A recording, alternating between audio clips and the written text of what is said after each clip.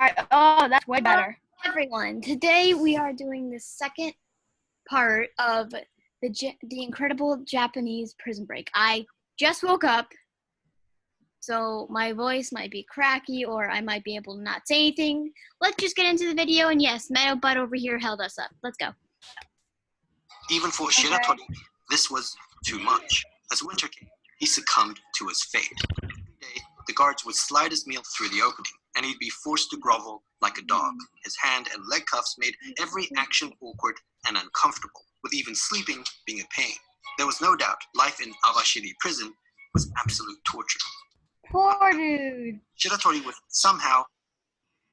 Poor dang dude, but there's like 15 minutes left, so I'm gonna just keep on blabbing. Let's go. able to survive through the winter, and spring was coming. This meant he was starting to get his strength back. But still, what could he really do? He was literally in a bind. Months passed and, well, nothing seemed to happen. Then one night, in August, a guard in his office One stormy night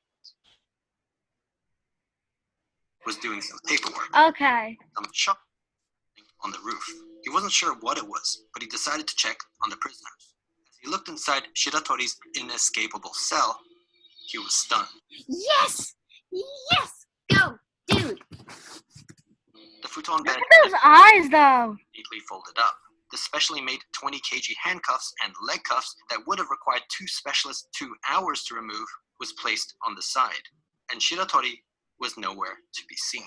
He had finally fulfilled his promise to the guards. The alarm immediately sounded, but despite the work of the search party, it seemed he had truly disappeared.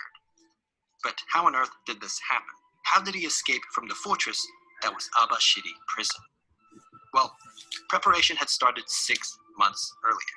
At the time, he didn't have the strength or stamina to mount any sort of escape, not to mention the restraints he was in.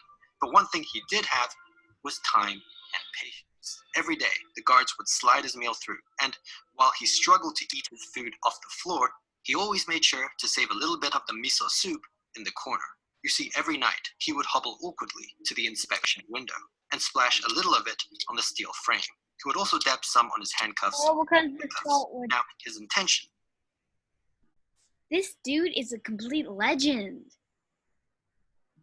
was for the salt content of the miso soup to oxidize the screws and bolts, eventually corroding and loosening it. After a month, this technique of rusting through the iron actually worked, and the first screw came out.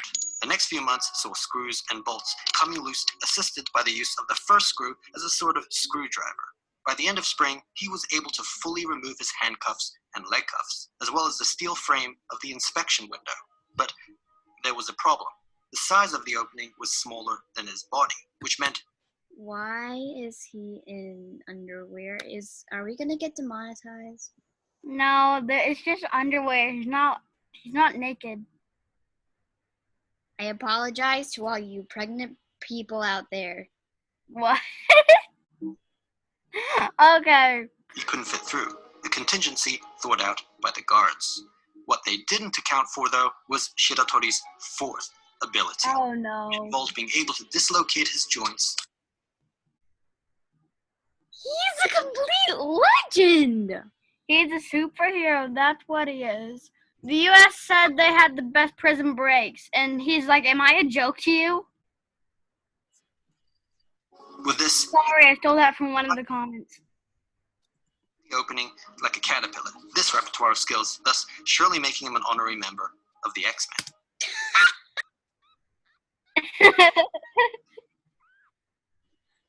Yeah, you heard it here, folks. We've got a real life X-person. X-Men, yes. He's dead now, though, because this was a long time ago.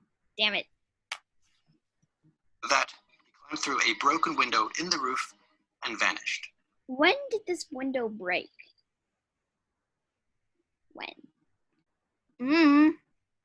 Impressively, Shiratori had now escaped from 3 prisons, as well as being the only man Like I said, he's a complete legend. He's magical, and he's an X-Man. to ever escape Awashiri prison.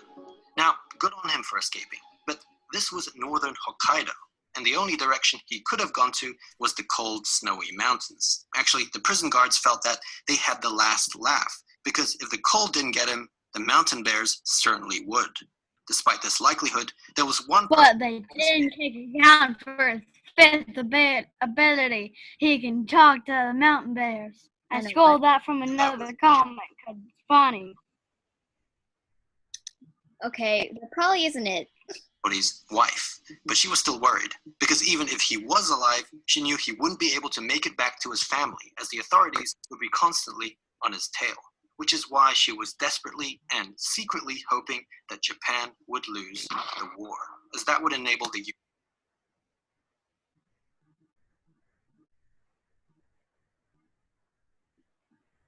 I like this wife person. I like her. US to take over the country, meaning everyone would likely forget about her husband. Of course, she kept this to herself, but then a year later, in August 1945, she got her wish.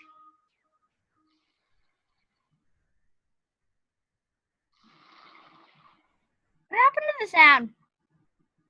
The Americans had now taken Can you still hear it? Yeah. the country's penitentiary system, and sweeping changes were being made. And it did seem, perhaps, that the manhunt for Yoshie Shiratori had now taken a back seat. Yet the question remained, where was he? And was he even alive? The answer was yes, he was alive, and living a solitary life, this time self-imposed. It turned out he had discovered an abandoned mine on a mountainside in the Hokkaido So convenient. wilderness, and was able to make a home for himself. Oh, he seems so sad. He lived off nuts and berries, wild rabbits and raccoons, and was even able to learn to catch crabs from a stream by observing the habits of bears. Life was steady and safe, but after a while, curiosity got the better of him. And so after 2 years of isolation, he made his way down the mountain to a nearby village. What he saw astounded him. The streets were filled with signs written in English. The posters and flags emblematic of the war effort had vanished. And even more strange, young Japanese girls were holding hands with American soldiers. What on earth was going on? What on earth He grabbed a was newspaper going on? that had been set aside, flipped through the pages, and it was only then that he found out about the atomic bombs, Hiroshima and Nagasaki. Japan had surrendered the previous year. He couldn't believe it. As with his wife, he felt it was now pointless to hide, and so bid farewell to his old hunter-gatherer lifestyle. He headed south of Abashiri for the next 50 days, until he reached the city of Sapporo. At this point, he was starving, so he found himself a nice ripe tomato from a nearby field, which was a huge mistake.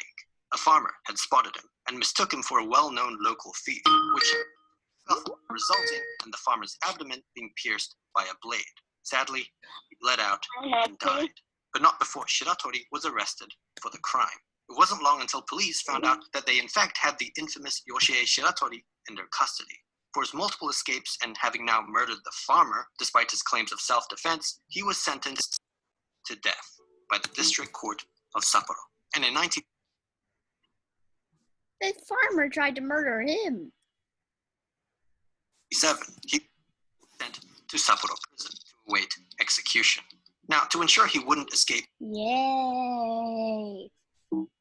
this time on death row, he was placed under 24-hour surveillance with 6 armed guards personally assigned to his watch. As for the cell itself, it was upgraded further from the one in Abashiri prison.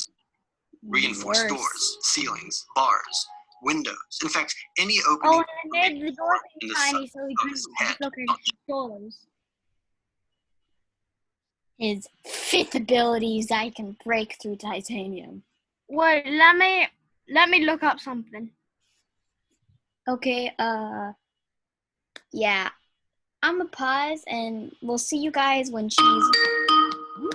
So, our friend Meadow has come to a conclusion. What is your conclusion? None of this is fake. I searched it up. Show's phone. It's definitely I didn't search up Wings of Fire. Yeah. Alright. Abashiri Oops, I threw my phone. Like, bye. As while he may be able to dislocate his joints, he certainly can't dislocate his skull. As long as his head can't fit, they were good. The 6 guards were so confident, in fact, that they didn't even bother cuffing him. Now, Shiratori was getting old, and the odds of escaping by this point were looking slim. As his execution loomed near, there was little he could really do, and the guards knew that. They could see the desperation on his face, looking up, searching for an escape plan that they knew would never come. So, still, I know what he's gonna do. I know what he's gonna do.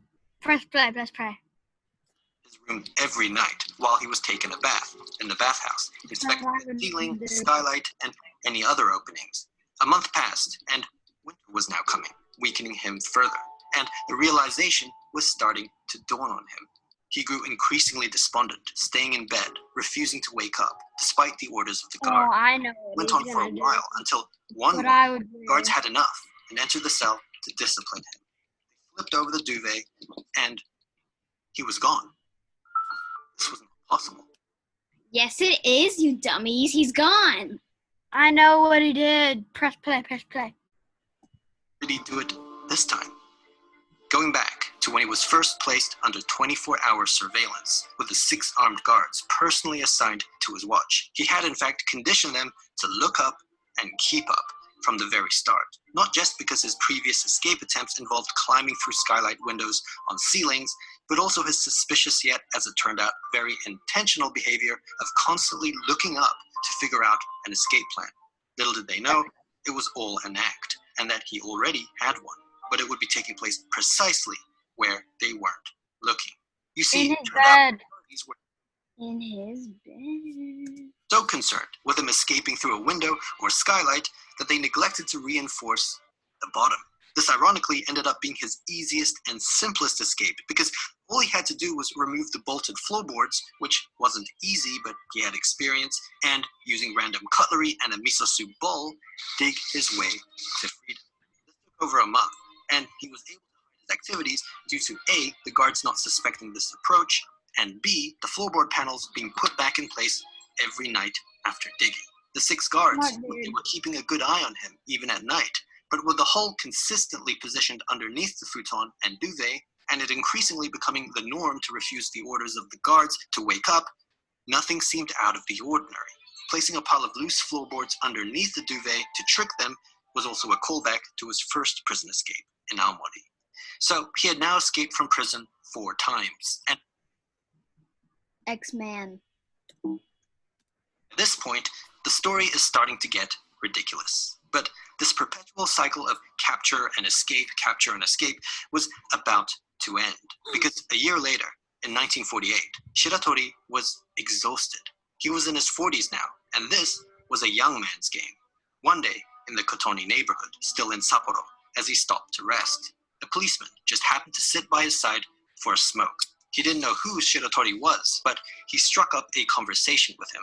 Shiratori, of course, was wary of his presence and tried to play it cool, all the while attempting to figure out a way to remove himself from the situation without being suspicious. Suddenly, the policeman did something unexpected, at least to him. He pulled out another cigarette and offered it to him. Shiratori was stunned. You see, cigarettes were expensive luxury items in Japan at the time, and the fact that someone offered it to him just out of the kindness of his heart brought tears to his eyes. Not to mention, all his life he had been abused and mistreated by officers of the law, with even the head guard Kobayashi turning his back on him. And here was an instance of an officer treating him kindly, with respect, and with no prejudgment. As he smoked a cigarette, Shiratori couldn't help but tell the officer his full name, Yoshie Shiratori, and that he had escaped from Sapporo prison last year. In fact, he had escaped from prison 4 times in his life. It was strangely a relief to get it all off his chest, and he was even ready for the consequences. After the Kobayashi incident, he had vowed never to trust another officer of the law again. But the simple act of receiving a cigarette from a stranger broke him. Of course, he was arrested again, but this time, things were different. Maybe it was the fact that he willingly gave himself up, or that Japan's justice system was going through a change. But the High Court of Sapporo became sympathetic to Shiratori's plight, and some of his past claims were recognized, such as acknowledging the farmer's death as a legitimate case of self-defense. They also made note that throughout all 4 of his prison escapes, he didn't kill or injure a single guard, despite the abuse he may have suffered at their hands. At the end of the deliberation, the High Court dismissed the murder charge, revoking his death sentence, and instead sentenced him to just 20 years in prison. Further, they approved his request to be transferred to a Tokyo prison, where the weather was warmer. He was getting what he wanted. In Tokyo, he was sent to Fuchu prison, where, for the first time, the guards actually treated him well. It was a weird feeling. Don't you notice that they have pink outfits on? They just look like that in the light. I love it. Were all these precautions and security measures in place to ensure that the infamous prison break magician wouldn't escape. But the truth was, Shiratori didn't really care anymore. Everything he'd been fighting against, the mistreatment from guards, the death penalty, even the northern climate, was no longer of concern. And he was at peace. There was no need to escape anymore. He finally accepted his punishment, and for the remainder of his sentence, acted as a model prisoner. Just 14 years later, in 1961, he was released on parole. And for the first time in a long time, he was truly a free man. He decided to head back to Aomori, where it all began, and meet up with his daughter, who, by this point, unfortunately, was the only family member he had left. For his incredible escapes, Yoshie Shiratori became a legend, an anti-hero in Japan. But it was very much the opposite for the country's penitentiary system, which had somehow allowed him to escape time and time again. This was a national embarrassment for Japan. But just as preventing criminals from breaking out of the system is vital for the safety of society, so is preventing them from breaking into the system. Your system, that is. And for that, I'd personally recommend. Okay, this is the ad thing. Pause it. Alright, so that was the incredible Japanese prison break. That was awesome and incredible. And now you talk because you're the host of the video. Hope you guys enjoyed. Please like and subscribe. Comment below what you think we should really yak to next. If it's Got Your Life, if it's My Story Animated, if it's something else, just put down in the comments and we'll... If it's something from Odd Ones Out or Jade Animations, I will definitely be there. And But so bye. we'll see you there. Bye.